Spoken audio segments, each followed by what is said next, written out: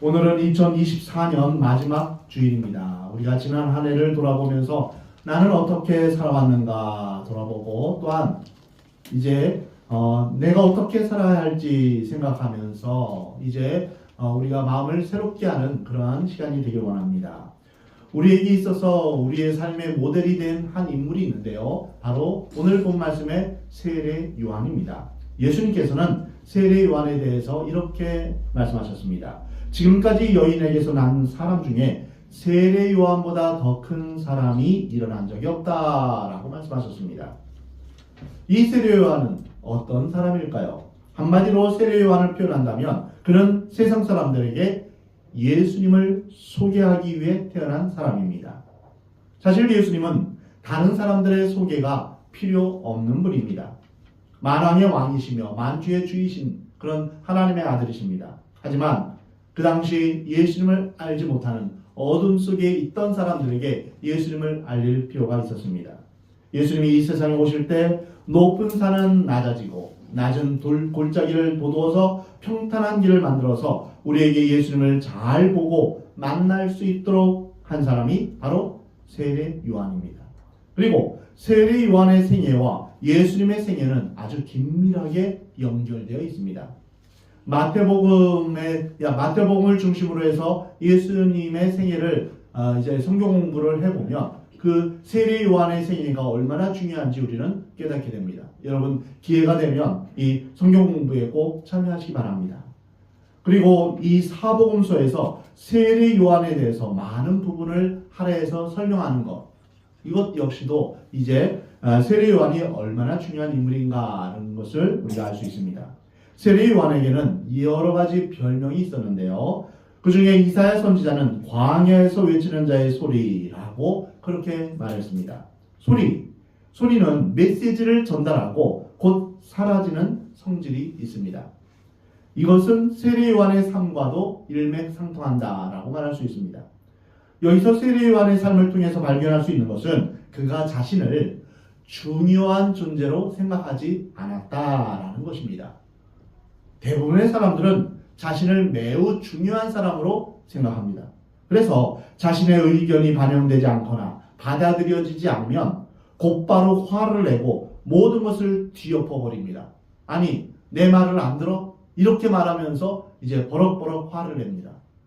그러나 세례 요한은 나보다 능력 많으신 이가 내 뒤에 오시나니 나는 굽혀 그분의 신발끈을 풀기도 감당하지 못하겠노라. 이렇게 고백합니다. 세례 요한은 어머니 엘리사벳의 뱃속에 있을 때부터 예수님을 좋아했습니다. 예수님을 잉태한 마리아가 엘리사벳을 찾아왔을 때 그는 기뻐서 어머니의 뱃속에서 뛰어놀았습니다.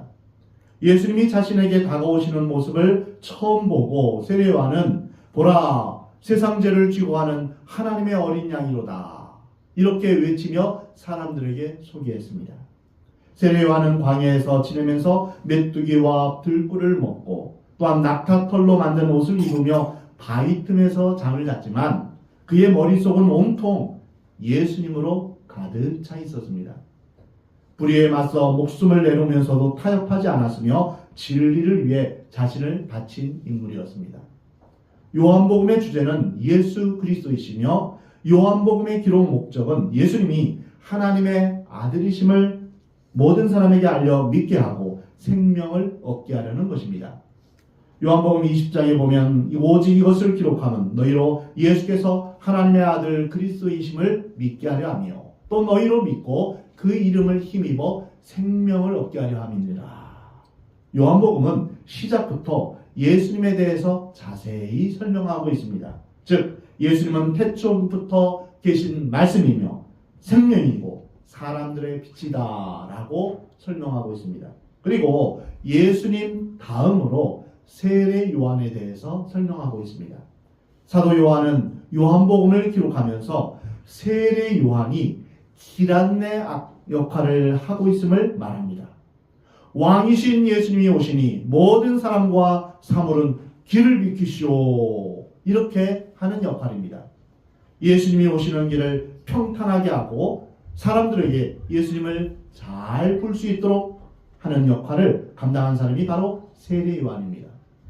사랑하는 성도 여러분, 우리가 바로 이와 같이 다시 오실 예수님을 소개하는 세례 요한과 같은 역할을 감당해야 할 것입니다. 사람들이 당신 때문에 예수님을 알게 됐고 교회에 오게 되었습니다. 당신 때문에 예수님을 믿게 되었습니다. 이러한 말을 듣는 것보다 더 기쁘고 더 영광스러운 일이 어디에 있겠습니까? 우리가 천국에 왔을 때 나를 통하여서 예수님을 믿게 된 사람이 있다면 그것만큼 큰 기쁨이 어디에 있겠습니까? 그것이 바로 면류관이며 상급이 되는 것입니다. 우리는 세례 요한처럼 예수님을 소개하고 알려주는 역할을 감당해야 할 것입니다. 오늘 본문 6절에 보면 하나님께로부터 보내심을 받은 사람이 있으니 그의 이름은 요한이라. 오늘 본 말씀에서 세례 요한에 대해서 소개하고 있습니다. 첫 번째로 그는 하나님께 부르심을 받아 특별 임무를 띠고 이 세상에 온 사람입니다. 하나님께로부터 보내심을 받았다라는 것은 곧 하나님의 사람이라는 뜻입니다. 하나님께 속한 사람이라는 것입니다. 지금 우리가 처해 있는 현실은 바로 하나님께서 허락하셔서 보내심을 받은 상태입니다.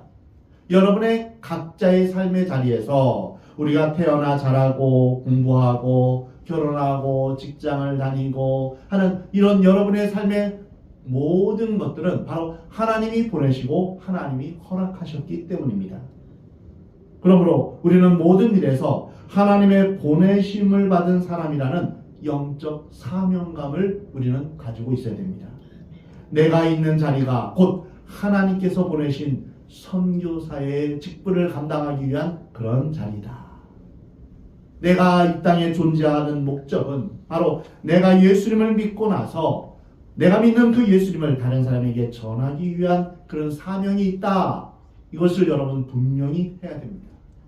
하나님께서 아브라함을 부르신 이후에 너는 복의 근원이 될 것이다 라고 하셨는데 그것은 너는 복의 통로가 될 것이다. 너를 축복하는 자에게 복을 주고 너를 저주하는 자에게는 저주하리라 말씀하셨습니다. 즉 아브라함을 하나님께서 택하시고 아브라함에게 복을 주셨을 뿐 아니라 아브라함을 통하여서 또한 다른 사람들에게 온 열방에 복을 전달하는 그런 역할을 감당하게 하셨던 것입니다. 우리도 마찬가지입니다. 우리를 하나님의 자녀로 하나님의 백성으로 부르신 이유는 나만 잘 먹고 나만 잘 되고 나만 복받고 이것으로 끝 이게 아닙니다. 나를 통하여 또 다른 사람들이 구원을 받고 생명을 얻게 되는 것 이것이 바로 하나님의 뜻입니다. 하나님께서 보내신 사람이란 말을 깊이 생각해 보면 개인의 능력이 탁월해야 한다 이런 뜻이 아닙니다.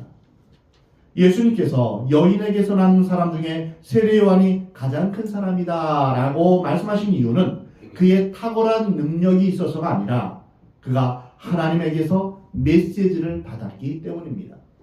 세례 요한이 무슨 큰 이적을 행했거나 예수님처럼 무리를 걷거나 정말 어마어마한 능력을 행했기 때문이 아닙니다.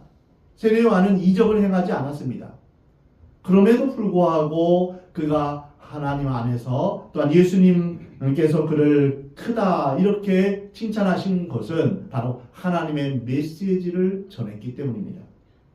하나님의 사명을 받은 사람은 지위와 학력, 재물, 능력에 상관없이 모두 위대합니다. 바로 하나님의 일, 하나님의 사명, 하나님의 미션을 담당하기 때문입니다. 바로 이와 같이 여러분의 삶에도 예수 그리스도의 복음이 흘러 넘치기를 원합니다. 그럴 때 여러분의 삶이 주님 앞에 위대하게 쓰임받을 수 있는 것입니다. 우리의 삶이 예수 그리스도를 전하는 삶, 우리의 행동이 예수님을 드러내는 삶이 되어야 할 것입니다. 세례 요한은 사명을 감당하다가 일찍 목숨을 잃었지만 참으로 행복한 사람이었습니다. 세상에는 모든 것을 갖고도 방황하는 사람들이 있습니다. 지성과 권력, 건강 때문에 방황하기도 합니다. 높은 지위에 올라가서도 쫓기는 사람처럼 초조해지는 사람도 있습니다. 세상에서 부자로 살면서도 잘 먹고 편안하게 지내면서도 인생의 목적과 의미를 잃어버렸다면 그 사람은 불행한 사람입니다. 사랑하는 성도 여러분, 사람의 행복은 소유에 많고 적은 데서 있는 것이 아닙니다. 인생의 행복은 인생의 목적을 분명히 하는 데 있는 것입니다. 가늘고 길게 오래 사는 것이 우리의 인생의 목적이 아닙니다. 자신의 사명대로 하나님의 뜻을 이루며 사는 데 행복이 있는 것입니다. 그래서 우리는 주님 앞에 진지하게 물어봐야 됩니다. 하나님, 제가 이 세상에 태어난 이유가 무엇입니까? 저는 무엇을 위해서 살아야 할까요? 그것을 하나님의 음성으로 듣고 내가 온전히 주님 앞에 나 자신을 온전히 드리며 주님 앞에 쓰임받는 것, 이것이 바로 가장 큰 행복입니다. 두 번째로 세례 요한은 하나님의 보내심을 받은 사람입니다. 사실 그는 이 땅에서 와서 많은 사람에게 존경과 인정을 받았습니다. 세례 요한의 사역을 보면서 사람들이 혹시 그리스도가 아니야? 메시아가 아니야? 우리가 그토록 고대하던 그런 위대한 인물이 아니야? 이렇게 궁금증을 가졌습니다. 그만큼 그는 그렇게 많은 사람들에게 영향력을 끼쳤습니다. 그의 설교는 불처럼 강렬해서 주위 사람들이 그를 특별한 사람으로 존경했습니다. 하지만 그는 항상 나는 요한이라는 이름을 가진 사람이다, 이걸 강조했습니다. 세례 요한이 자신을 사람으로 밝히는 것은 매우 중요한 의미를 가집니다. 그 이유는 사람은 본질적으로 신이 되려고 하는 유혹에 약한 존재이기 때문입니다. 사람은 자신이 조금만 잘났다고 생각이 들면 주제 파악을 하지 못하고 한없이 높아지려는 경향이 있습니다. 많은 이단의 교주들이 바로 그러합니다. 스스로 신이라고 자처하면서 자신이 재림 예수라고 말하면서 사람들 위해 스스로 높아졌습니다. 사람들로부터 추앙을 받는 것을 즐깁니다. 자신의 근본을 잊어버린 채 무엇이든지 할 수 있다라고 착각하며 살아갑니다. 높은 곳에 올라갈수록 사람들이 점점 더 교만해지는 것이죠. 첫사람 아담에게 유혹했듯이 너도 하나님같이 될 수 있어, 이런 속삭이는 마귀의 유혹은 언제나 달콤하게 들립니다. 이러한 교만한 사람은 사람을 무시하고 인권을 유린하며 갑질을 합니다. 큰 소리를 내죠. 내가 다른 사람들보다 더 강하고 더 잘났다는 것을 과시합니다. 내가 왕년에 힘이 얼마나 셌는지, 내가 얼마나 잘 나갔는지 이것을 드러내며 자랑합니다. 그리고 다른 사람들을 자신의 종으로 삼아 군림하려고 합니다. 어떤 이들은 결혼해서 아내를 또는 남편을 종처럼 부리면서 왕처럼 또는 왕비처럼 살려고 합니다. 이처럼 인간은 늘 자신이 특별하고 남보다 뛰어나다 이렇게 생각하며 주위로부터 추앙받고 싶어하는 유혹 앞에 놓여져 있습니다. 예수님께서 제자들의 발을 씻겨 주심으로 섬김의 도를 가르쳐 주셨지만 인간은 끊임없이 남을 짓밟고 올라가서 대접을 받으려고 하는 것입니다. 우리는 자신이 하나님 앞에서 얼마나 큰 죄인인지를 깨달아야 할 것입니다. 자기의 정체성을 깨달아야 할 것입니다. 만약 자기 정체성을 망각한다면 언제든지 스스로 파멸할 수밖에 없습니다. 우리는 스스로 교만해지지 말아야 합니다. 우리는 어떤 위치에 있더라도 다른 사람의 인격을 무시하지 말고 이웃을 사랑해야 합니다. 예수님의 마음을 품고 항상 남을 섬기는 마음가짐을 가져야 합니다. 오늘 본문 7절에 보면 그가 증언하러 왔으니 곧 빛에 대하여 증언하고 모든 사람이 자기로 말미암아 믿게 하려 함이라. 세례 요한의 사명은 두 가지입니다. 첫 번째는 빛이신 예수님을 증언하는 것이며 두 번째는 자신으로 말미암아 모든 사람이 예수 그리스도를 믿게 되는 것입니다. 즉 그는 예수 그리스도를 증거하는 전도자였습니다.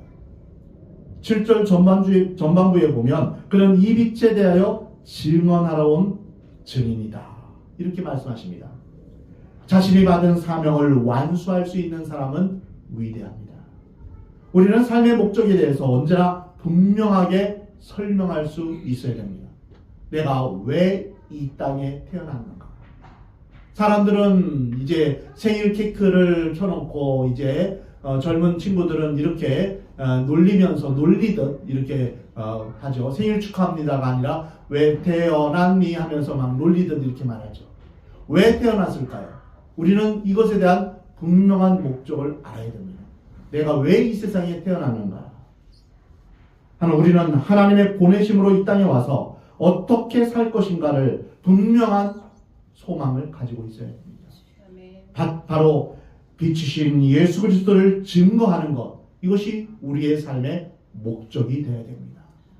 이것보다 더 큰 삶의 목적은 없습니다. 왜 세례 요한이 가장 큰 자다 이렇게 인정을 받았을까요? 바로 예수님을 증거하는 삶을 살았기 때문입니다. 그래서 우리는 예수님을 증거하는 것이 우리의 삶의 목적이 되어야 되고, 예수님을 위해 어떤 일이라도 마다하지 않고 끝까지 충성하겠다는 결심이 있어야 할 것입니다. 왜냐하면 이 세상의 것은 다 없어지기 때문입니다.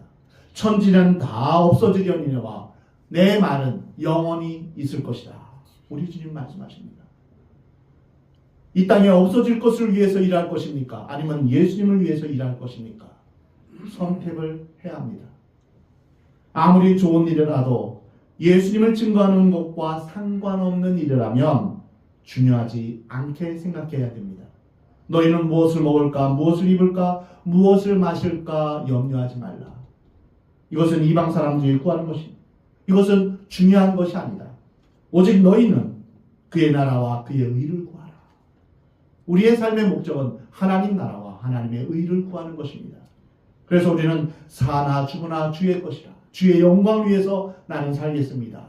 이 사도 바울의 고백이 여러분의 고백이 되길 바랍니다. 그래서 우리는 이러한 각오를 해야 될 것입니다. 예수님과 상관없는 일에 인생을 허비하지 않겠다. 이러한 각오가 있어야 할 것입니다.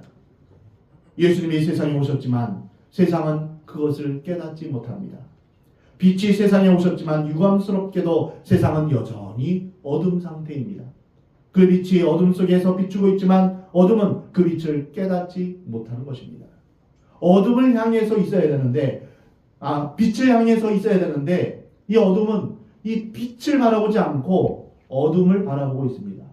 그 빛을 보기를 싫어하는 것이죠. 그러니 빛 대신 예수님을 깨닫지 못하는 것입니다. 빛으로 나아가야 되는데 그냥 어둠 속에 머물고 싶은 그러한 마음이 있는 것입니다. 세례 요한의 사명은 그 빛을 소개하고 증거하는 것이며 세상 사람들이 예수님을 믿게 만드는 것입니다. 우리의 삶의 목적도 역시 마찬가지입니다. 나 혼자 예수 믿고 나 혼자 복받고 나 혼자 하나님 자녀 되고 나 혼자 천국 가고 거기서 끝, 이러면 되겠습니까? 이 얼마나 이기적인 마음입니까? 우리가 예수님을 믿으면 내가 믿은 그 은혜와 사랑이 너무나 크고 놀랍다는 것을 우리가 인정한다면 우리는 예수 그리스도를 전해야 됩니다. 하물며 맛있는 맛집에 가면 참 맛있다면 우리가 어떤 생각이 들죠? 아직 맛을 보지 못한 우리의 사랑하는 식구들, 가족들 생각이 나죠. 그래서 소개를 하지 않습니까? 이렇게 맛있는 것도 다른 사람에게 소개하는데 우리 영원한 생명을 주신 그 예수님을 나만 알고 있어서 되겠습니까? 우리는 예수님을 증거하기 위해 우리가 살아가며 우리를 통해 세상 사람들이 예수님을 믿게 하는 사명이 우리에게 있음을 우리는 분명히 해야 됩니다. 내가 이 땅에 살아가는 목적은 바로 빛 대신 예수님을 증거하는 것이다. 우리는 이것을 위해 살아가야 됩니다. 그래서 우리는 직장 동료나 가족들이나 이웃들에게 예수님을 전해야 됩니다. 강압적으로는 안 되죠. 믿으라 해서 바로 믿어지는 건 아닙니다. 그래서 우리는 그를 위해서 기도해야 됩니다. 전심으로 그들이 주님 앞에 돌아오기를 전심으로 주님 앞에 기도해야 됩니다. 사람의 마음이 바뀌는 것이 내 힘과 내 노력으로 안 되는 것입니다. 성령께서 그들을 다뤄주시고 만져주셔야 됩니다. 하나님께서 그들을 변화시켜 주셔야 됩니다. 세상에 나가서 예수님을 믿으십시오 외치는 것도 중요합니다. 그렇지만 우리가 우리의 삶에 있어서 손해를 보더라도 양보하고 희생하며 세상 사람들에게 감동을 준다면 그것이 곧 예수님을 전도하는 방법입니다. 예수님을 믿는다고 하면서 자신의 주장을 굽히지 않으며 큰 소리를 내고 자신의 이익만을 챙기기에 급급하다면 아무도 예수님을 믿지 않을 것입니다. 우리가 이웃을 조금만 더 생각하고 배려하고 섬기는 것입니다. 전도 방법은 의외로 간단합니다. 세상 사람들과 문제를 일으키지 않는 것입니다. 남들에게 피해를 끼치지 않고 친절과 봉사로 다른 사람에게 감동을 주며 예수님을 믿게 하는 것이 바로 세례 요한의 전도 방법입니다. 오늘 본문 8절에 보면 그는 이 빛이 아니요 이 빛에 대하여 시험하러 온 자라. 여기에 세례 요한의 위대함이 여기에 있습니다. 그는 자신이 빛이라고 여기지 않았을 뿐 아니라 그 사실을 담대히 전했습니다. 이와 달리 대부분의 사람들이 가진 문제는 무엇입니까? 자신이 빛이 아니면서도 자신이 빛인 양 착각하는 것입니다. 그래서 다른 사람들이 당신은 참 빛이다 이렇게 칭찬하고 당신 참 대단하다 이렇게 칭찬하면 하나님 앞에 영광을 돌리지 않고 그냥 조용히 웃으면서 속으로는 그래 내가 좀 대단하지 이렇게 속으로 수긍을 합니다. 이것이 문제입니다. 우리가 만약 누가 자기를 칭찬하면 하나님 앞에 영광 돌리지 않고 묘한 침묵을 띤 채 침묵으로 그냥 조용히 있습니다. 나는 그런 칭찬 받을만 해 이렇게 말합니다. 우리가 가장 경계해야 될 것은 무엇일까요? 하나님의 영광을 가로채는 것입니다. 사람들에게 칭찬받기 좋아하는 것을 경계해야 합니다. 우리는 오직 하나님께만 영광 돌려야 할 것입니다. 시편 115편의 말씀처럼 하나님 영광을 우리에게 돌리지 마옵소서. 영광을 우리에게 돌리지 마옵소서. 오직 하나님께만 영광 돌리기를 원합니다. 그래서 우리 주사랑교회의 첫 번째 기도 제목도 바로 이와 같은 것입니다. 오직 하나님께만 영광 돌리기를 원하는 교회가 되길 원합니다. 세례 요한은 자신이 빛이 아니라 그 빛에 대하여 증언하러 온 사람이다. 이렇게 분명하게 선언했습니다. 자신은 광야에서 외치는 자의 소리로서 예수님의 신발끈을 풀 자격도 없다라고 말씀합니다. 자신은 물로 세례를 주지만 뒤에 오시는 예수님은 성령으로 세례를 줄 것이라고 선언합니다. 그는 흥하여야겠고 나는 쇠하여야겠다라고 말합니다. 세례 요한은 자신에 대해서 명확하게 설명합니다. 예루살렘의 유대 사람들이 제사장들과 레위 사람들을 보내면서 당신은 누구요? 라고 세례 요한에게 묻습니다. 세례 요한의 정체를 물을 때 세례 요한은 숨기지 않고 드러내어 말합니다. 나는 그리스도가 아니요. 나는 메시아가 아니요. 세례 요한은 자신을 숨기지 않았기 때문에 다른 사람들이 혼동하지 않았습니다. 하나님의 영광을 도둑질하지 않았습니다. 그러자 사람들이 세례 요한에게 묻습니다. 그러면 도대체 당신은 누구요? 우리를 보낸 사람들에게 가서 대답할 말을 좀 해주시오. 그때 세례 요한은 선지자 이사야의 말을 인용하면서 나는 광야에서 외치는 자의 소리요 이렇게 말했습니다. 저의 역할도 마찬가지입니다. 제가 대단하거나 잘난 것이 아무것도 없습니다. 티끌만 든 것도 없습니다. 오직 주님의 말씀을 전할 뿐입니다. 예수 그리스도의 복음을 전할 뿐입니다. 소리나 말은 한번 발성하면 없어지는 것이지만 메시지를 전달하는 특징이 있습니다. 우리는 예수님을 전파하고 사라지는 소리와 같은 존재입니다.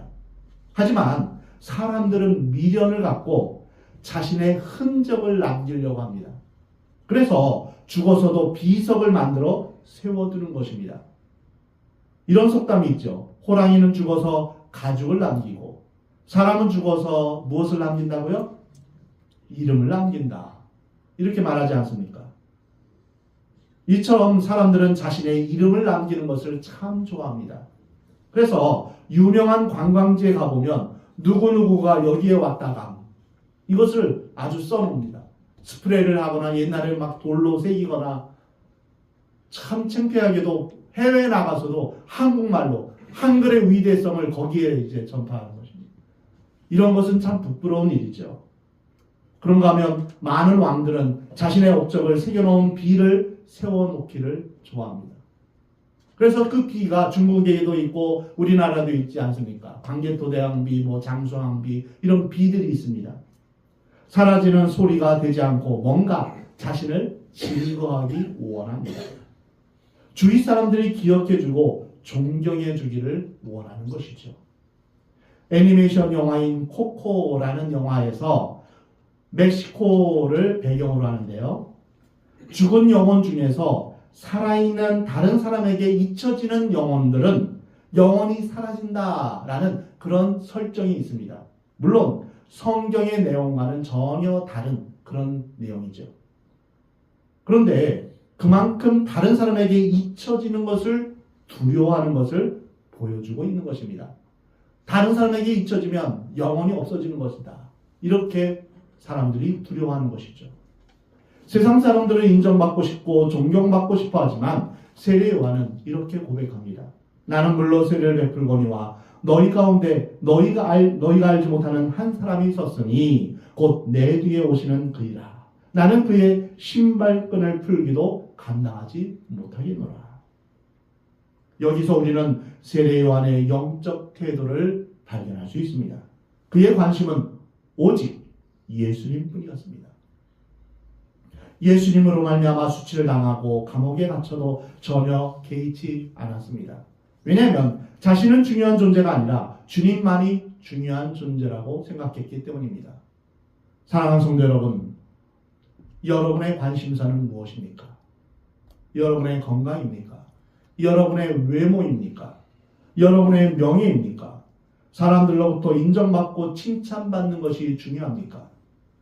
아니면 여러분의 자녀입니까? 아니면 통장의 잔고나 노후 자금입니까? 여러분은 얼마나 예수님에 대해서 관심을 갖고 계십니까? 나를 통해서 예수님이 드러나고 예수님이 영광 받으시기를 원하는 마음이 얼마나 있습니까? 나를 통해서 다른 사람들이 예수님을 알게 되고 예수님을 믿게 되는 것에 대해서 얼마나 관심을 두고 있습니까? 그것을 위해서 얼마나 기도하고 있습니까? 예수님 때문에 받는 고난과 예수님 때문에 받는 수치를 감당할 준비가 되어 있습니까? 우리가 지난 한 해를 돌아보며 나는 정말 예수님에게 온 마음과 정성을 쏟아서 예수님을 위해서 살아왔는가 돌아보며 만약 그렇게 살지 못했다면 주님 용서하여 주옵소서. 이제까지는 나를 위해 살아왔고 내 자신의 명성과 내 자신의 인기와 또 내 자신의 욕심을 위해서 살아왔지만 이제는 새롭게 변화되길 원합니다. 이제는 새로운 한 해가 이제는 예수님을 위해서 살아가기를 원합니다. 이렇게 주님 앞에 결단하는 여러분 되시기 바랍니다. 세례 요한은 예수님에 대해서 아주 깊이 생각했습니다. 세례 요한이 예수님을 깊이 생각하는 이유는 일반적으로 우리가 예수님을 생각하는 것과 차원이 다릅니다. 요한복음 1장 29절에 이튿날 요한이 예수께서 자기에게 나오심을 보고 이르되 보라 세상 죄를 지고 가는 하나님의 어린 양이로다. 세례 요한은 예수님이 자신에게 오시는 것을 보고 즉시 알아차렸습니다. 그때는 아무도 예수님이 메시아임을 알지 못한 때였습니다. 오직 세례 요한만 알아차렸습니다. 예수님에 대한 그의 깊은 성찰을 엿볼 수 있습니다. 이사야 선지자는 메시아에 대해서 도살장으로 향하는 양, 털 깎는 사람 앞에서 잠잠한 어린 양 같다고 말씀하셨습니다. 그는 흠모할 만한 것이 없고 볼품이 없이 고난받을 것이다 라고 예언했습니다. 세례 요한은 바로 이 선지자 이사야의 말씀을 인용한 것입니다. 자신에게 다가오는 예수님은 영웅도 아니었고 화려함도 없었습니다. 내가 전에 말하기를 내 뒤에 오는 사람이 있는데 나보다 앞선 것은 그가 나보다 먼저 계심이라 한 것이 이 사람을 가리킵니다. 예수님은 하나님의 어린 양이십니다. 우리의 죄를 담당하시고 수많은 조롱과 고초를 당하시면서 한 번도 변명하지 않고 죄인 취급을 받으면서도 처절하게 죽임을 당하셨습니다. 세례 요한은 예수님에 대해서 나도 그분을 알지 못하지만 물로 세례를 주라고 나를 보내신 분이 어떤 사람에게 성령이 내게 머무는 것을 그 사람에게 머무는 것을 보면 그가 바로 성령으로 세례를 줄 뿐임을 알라라고 그렇게 말합니다. 자신은 그분을 알지 못하지만 자신을 보내서 물로 세례를 주라고 하신 하나님께서 말씀하시되 어떤 사람에게 성령이 내려와서 머무는 것을 내가 보게 되면 그가 바로 성령으로 세례를 줄 뿐이라는 것을 알라고 외치고 있습니다. 세례 요한은 예수님에 대해서 매우 깊이 이해했습니다. 하지만 인본주의자들은 예수님을 휴머니스트로 그렇게 생각합니다. 창녀들과 대화를 나누시고 세리들의 인권을 옹호해 주신 그런 이제 휴머니스트로 이해합니다. 반면 세례 요한은 예수님을 성령 세례를 베푸시는 분으로 이해하고 있습니다. 이것이 영적 수준의 차이입니다. 사랑하는 성도 여러분, 여러분은 예수님을 어떤 분으로 이해하고 있습니까? 4대 성인 중에 한 사람으로 그렇게 알고 있습니까? 다른 사람들보다는 좀 더 다르게 삶을 살았던 한 명의 위대한 사람으로 그렇게 알고 계십니까? 아니면 하나님의 아들이신 예수님으로 아십니까? 우리가 예수님을 나의 주, 나의 하나님으로 고백하고 성령으로 세례를 받으면 예수님을 더 깊이 알아갈 수 있습니다. 물로 세례를 받는 거 말고 성령으로 세례 받는 것을 우리는 사모해야 됩니다. 그러자면 우리는 기도의 자리에 와야 됩니다. 기도하지 않고는 성령의 충만함을 우리가 경험할 수 없는 것입니다. 세례 요한은 예수님을 보는 즉시 하나님의 아들이심을 알아차렸습니다. 무신론자나 휴머니스트들은 자신의 지식으로 예수님을 미루어 짐작합니다. 자신들의 얕은 지식으로 예수님을 평가합니다. 그런데 그 잣대가 얼마나 천박하고 세상적인지 말로 다 할 수 없습니다. 겉으로 보면 그럴듯하고 멋있게 보이지만 예수님에 대해서 제대로 알지 못하고 함부로 예수님에 대해서 말합니다. 사탄이 우리를 멸망시키고 우리를 타락시키는 구원에 이르지 못하게 하는 전략이 무엇일까요? 그것은 바로 예수님을 믿지 못하게 만드는 것입니다. 예수님만이 하나님께로 가는 유일한 길인데 예수님이 하나님의 아들이심을 믿지 못하게 만들고 예수님을 그냥 인간으로 그렇게 말하게 그렇게 믿게 만드는 것입니다. 이것이 사탄의 전략입니다. 하나님의 아들이시며 세상 죄를 지고 가는 하나님의 어린 양으로서 우리에게 성령을 주시고 우리의 구원자가 되어주시는데 그것을 모른 채 무식하게 예수님을 이제 왈가왈부 말하는 것입니다. 그저 하나의 위대한 사람으로 그렇게 말하는 것입니다. 이러한 인본주의자들이 예수님을 믿지만 않는 까닭은 그분에 대한 지식이 너무 인간적이라 자신들의 기준을 넘어서지 못하기 때문입니다. 자신들의 그 얕은 지식으로 예수님을 이해하지 못하기 때문입니다. 영적 통찰력에 대해서 알지도 못하고 영적 세계 안으로 들어가지도 못합니다. 예수님이 주시는 영적 은혜와 생명, 빛, 구원, 축복, 기쁨을 느끼지 못하기 때문입니다. 사랑하는 성도 여러분, 세례 요한은 거듭거듭해서 예수님을 증언하고 있습니다. 그 증언은 우리가 보기에 감탄할 정도로 깊은 영적 통찰력이 있습니다. 여러분 모두에게도 성령의 역사하심으로 예수님에 대해서 깊이 있게 알게 되는 역사가 있기를 주의 이름으로 축원합니다. 예수님을 깊이 묵상할수록 예수님의 존재가 더욱 분명하게 다가올 것입니다. 우리가 사는 날 동안 우리의 삶의 목표는 무엇이 되어야 될까요? 예수님을 아는 것이 되어야 됩니다. 그리고 그 예수님을 전하는 것이 되어야 됩니다. 예수님을 알지 못하고 어떻게 예수님을 경험하고 예수님을 전할 수 있겠습니까? 그러므로 성경 공부의 기회가 있을 때 여러분 시간을 내서라도 없는 시간 쪽에서라도 성경을 공부하시기 바랍니다. 그래서 예수님이 어떠한 분인가를 알고 그 예수님을 닮아가고 그리고 그 예수님을 전하는 여러분이 되시기 바랍니다. 사랑하는 성도 여러분, 여러분의 정체성도 세례 요한처럼 빛을 증언하는 자로 사시기를 주의 이름으로 축원합니다. 우리를 통해 다른 사람들이 예수님을 알게 되고 예수님을 믿게 되는 역사가 있기를 우리 주님은 원하십니다. 우리 주님께서 말씀하십니다. 너희는 세상의 빛이라 말씀하십니다. 이것은 우리 자체가 빛이라는 것이 아닙니다. 우리 자체가 빛이 아닙니다. 우리 안에 거하시는 예수님의 영, 즉 성령으로 말미암아 우리가 빛을 간직한 통로, 빛을 간직한 그릇이 되는 것입니다.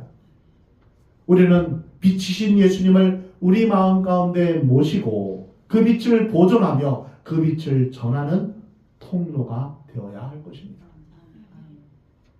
자신이 빛이라는 교만과 착각에서 벗어나야 합니다. 우리는 빛의 통로인 동시에 빛의 증인입니다. 그러므로 우리는 말씀 안에서 부단하게 자신을 돌아보며 성찰하며 자기를 부인하고 자신을 정결하게 하며 살아가야 됩니다. 더 이상 너희는 어둠의 일을 벗어버리고 빛의 자녀로 살아가라 말씀하십니다. 빛 가운데 살아가기를 하나님은 원하십니다. 곧 없어질 이 세상의 것들, 돈, 명예, 인기, 탐욕, 욕망을 위해서 살아갈 것이 아니라 사람을 살리는 빛의 증인으로 생명을 전하는 그러한 전도자로 살아가기를 우리 하나님은 원하십니다. 저를 따라해 주시기 바랍니다. 나는 예수님의 빛을 증언하는 사람입니다. 나는 예수님의 빛을 증언하는 사람입니다. 우리의 정체성, 여러분의 정체성이 바로 이것이 되어야 됩니다. 내가 이 땅에 살아가는 목적이 바로 여기에 있어야 할 것입니다. 우리가 영원한 하나님 나라에 가서 하나님으로부터 받을 보상과 상급이 무엇이겠습니까? 예수 그리스도의 복음을 전했나 전하지 않았나. 주님께서는 우리에게 그것을 보실 것입니다. 사랑하는 성도 여러분, 여러분 모두 이러한 정체성을 가지고 말씀 안에서 늘 자신을 돌아보며 자기를 부인하며 하나님 앞에서 정결하게 살면서 빛 대신 예수님을 전하는 역할을 온전히 감당하기를 주의 이름으로 축원합니다. 나의 삶을 통하여서 주님의 빛이 세상에 비추어지기를 기도하시기 바랍니다. 나의 생각, 나의 입술의 말들, 나의 행동이 예수님을 드러내는 삶이 되기를 기도하십시오. 내가 어떠한 말을 하든지 온유하고 겸손하신 예수님의 성품을 따라서 말하기를 바랍니다. 내가 어떠한 행동을 하든지 예수님이 드러나는 삶을 살기를 주님 앞에 기도해야 될 것입니다.